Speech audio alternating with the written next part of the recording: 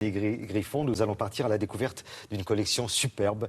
Vous allez voir qu'on va un peu partout, hein. On était à Pékin et là on va aller à Sarreguemines. Une collection privée de... Pardon, hein. Allons-y. Allons-y. Nous reculons devant aucun sacrifice. Mais ne dites pas ça, ne dites pas ça. Parce Je que suis Laurent, ça va. nos amis qui nous regardent à Sarreguemines sont très fiers de cette collection privée de verreries d'art que Mélanie va nous présenter maintenant. Je t'aime bien Lily, pour tous les livres que tu lis. Je t'aime bien Lily, je t'aime bien au lit, je t'aime bien au lit aussi.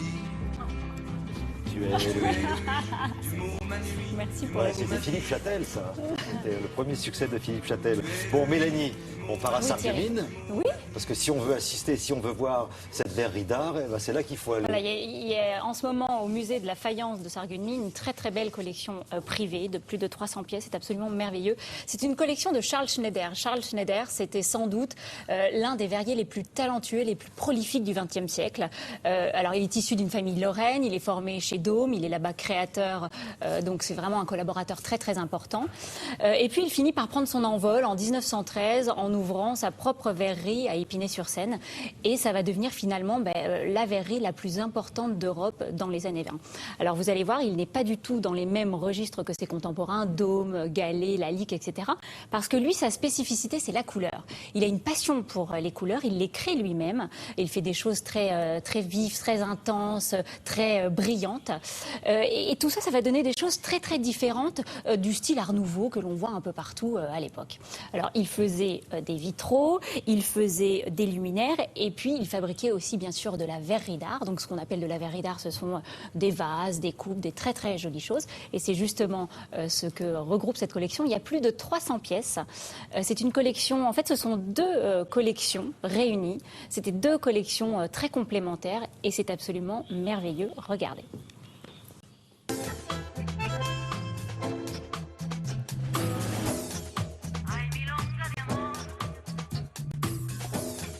Charles Schneider, c'était pour nous un génie. C'est quelqu'un qui était très fécond, très productif, une sorte de Picasso de la verrerie et qui est allé de l'art nouveau à l'art déco sur une trentaine d'années. À l'époque, les couleurs vives étaient jugées de mauvais goût et lui, c'est tout le contraire. Lui, ça explose.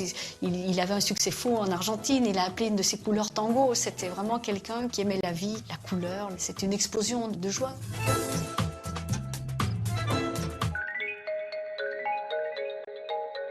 Il y a une scierie à gros rebord, donc la couche intérieure du vase recouvre la couche extérieure et généralement ce sont soit des tons sur tons, soit des oppositions de couleurs. Ça paraît très simple, très pur.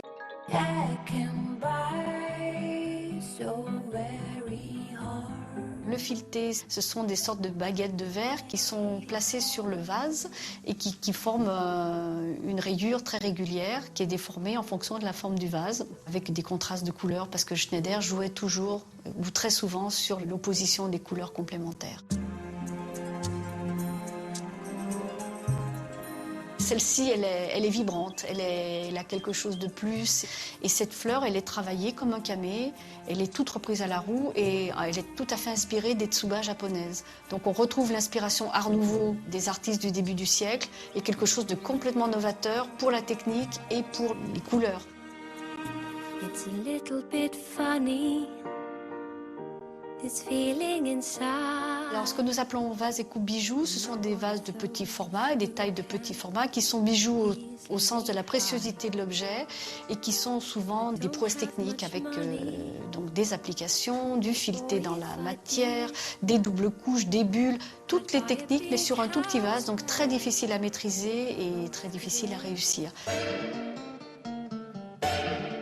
Ma pièce préférée est un bol un peu zen, mat, avec une sorte de fumée dessus qui paraît noire. On a presque l'impression que c'est une céramique et quand on l'éclaire, il est violet de manganèse, donc un violet très sombre et c'est un verre. When marimba rhythms start to play. Et ce qui nous a séduit au tout premier abord, c'est à la fois la diversité et cette explosion de couleurs, cette vitalité incroyable.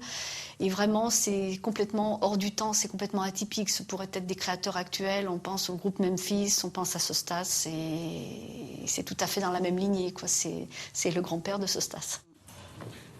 Mais là, ici, on n'est pas du côté de Sarreguemines. On peut trouver des œuvres de Charles Schneider. Ah bon, on en trouve un petit peu partout, du Schneider sur les brocantes, dans les petits salons, sur les salons d'antiquaires, sur les petits marchés aux puces, ça se trouve assez facilement. Parce qu'en fait, il y a une grande variété de pièces simplissimes qui ont été déclinées dans différentes tailles, différentes couleurs et qui sont dans des prix tout à fait abordables. Vous pouvez trouver du Schneider à partir de 200-300 €. Et puis après, il y a des pièces beaucoup plus complexes à réaliser, beaucoup plus sophistiquées. Et là, les prix montent, ça peut monter jusqu'à 30, 40 000, etc. On a vu un livre là dont vous vouliez nous Là, parler. ça, c'est le livre de Laurence Serre et de son mari et de Barlard et Heuyer, qui sont les collectionneurs et de ce que vous venez de voir. Et puis jusque fin mai, vous pouvez voir cette magnifique collection au très joli petit musée de faïence de la ville de Sarreguemines, parce que vous vous moquez de Sarreguemines. Mais non, Mais non, certainement pas. je vous signale que le petit musée de la faïence à Sarreguemines est extraordinaire. Quand vous rentrez, vous avez des collections de faïence incroyables. Il y a un jardin d'hiver, c'est magnifique. Vous avez l'impression de rentrer dans une petite boîte à bijoux. C'est superbe. Il faut vraiment y aller. Si vous ne connaissez pas, allez-y. Ah non, je ne me moque pas justement. Je dis que c'est justement l'endroit où il faut aller pour découvrir ça, mademoiselle Sera. Et vous pouvez même acheter quelques œuvres si ça vous intéresse. Et Sarreguemines est en Moselle. Voilà, merci beaucoup.